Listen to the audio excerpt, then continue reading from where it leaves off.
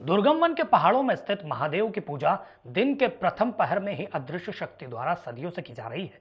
त्रेतायुगीन छोटे से शिवलिंग पर हल्दी चौरी चावल के साथ साथ 5 पत्ती से लेकर 21 पत्ती तक के बेलपत्र चढ़े हुए मिलते हैं। सामान्य व्यक्ति को यह बेलपत्र इस घने जंगल में दूर दराज जाकर ही खोजने पर प्राप्त होते हैं। इस रहस्य से आज तक कोई पर्दा नहीं उठा पाया है। हम बात कर रहे हैं मुरैना जिला मुख्यालय से 70 किलोमीटर दूर घने जंगलों में बसे ईश्वरा महादेव की।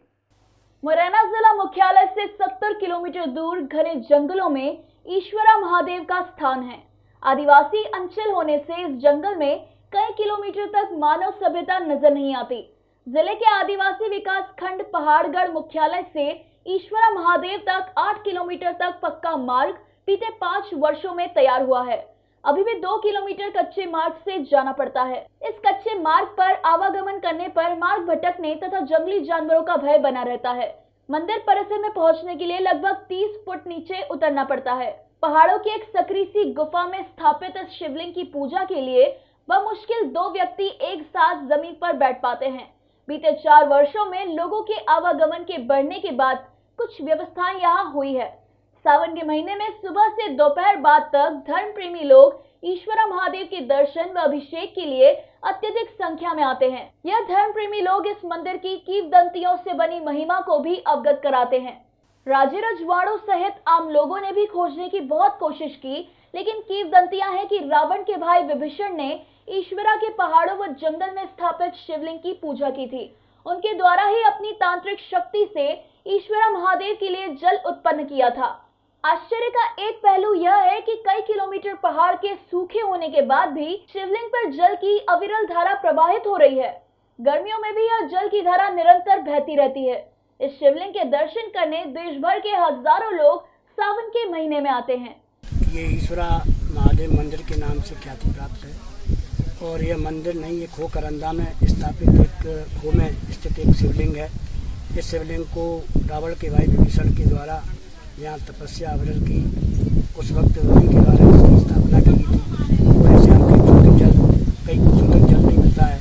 उन्होंने अपनी तपस्या के बल पर शिवलिंग के ऊपर ही अविरल जलाभिषेक के लिए तपस्या अलग से की और उन्होंने इसी की माना जाता है। इस खो करंदा के पास एक बहुत ही दिव्य वन है और इस वन में तरह तरह के पेड़ पौधे और औषधि तो है ही, लेकिन इसमें जो बेलपत्र होता है जो महादेव के ऊपर चढ़ता है वो 3 मुखी से लेकर के 11, 21 मुखी तक प्राप्त होता है। तो जो अदृश्य शक्ति पूजा करती है वो 11 और 21 मुखी और 7 मुखी के बेलपत्र से ही पूजा करती है। सुबह 4 बजे या ब्रह्म मुहूर्त में कहो उस वक्त इसमें पूजा हो जाती है।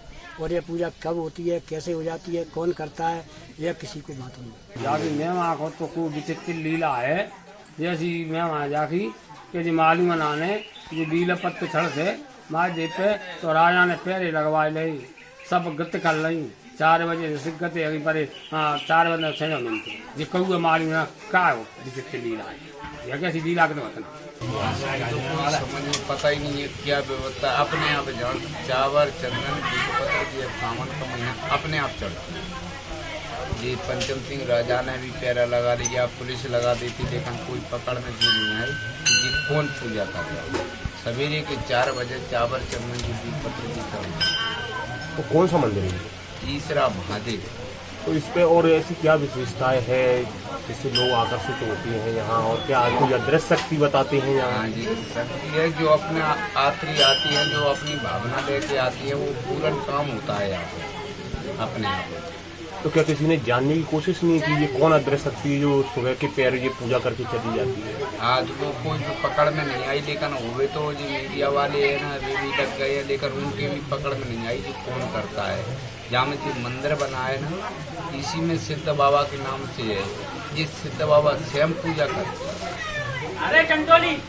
और यहाँ कुछ बेलपत्रों की भी महिमा बताते हैं। क्या बेलपत्र है? बेलपत्र जहाँ में 5 पत्ती वाला है, 7 पत्ती वाला बेलपत्र है, 9 पत्ती वाला बेलपत्र है, 11 पत्ती वाला है, 18 पत्ती 21 पत्ती का बेलपत्र है और कई घटवी नाम चल रहा है शिवलिंग पे जी 12 महीना कैसा कैसा चलता है।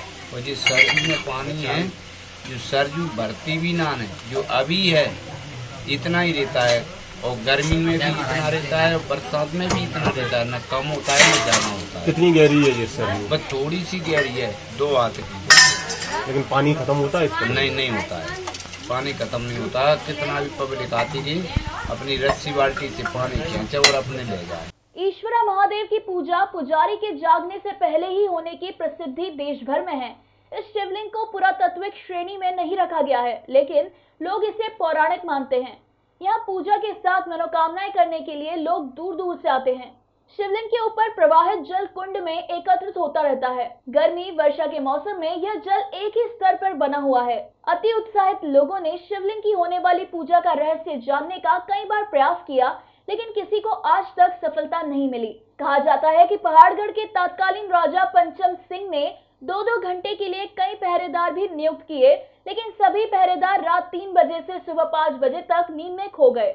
इसके बाद भी अनेक लोगों ने यह प्रयास किया, पर किसी को भी सफलता नहीं मिली।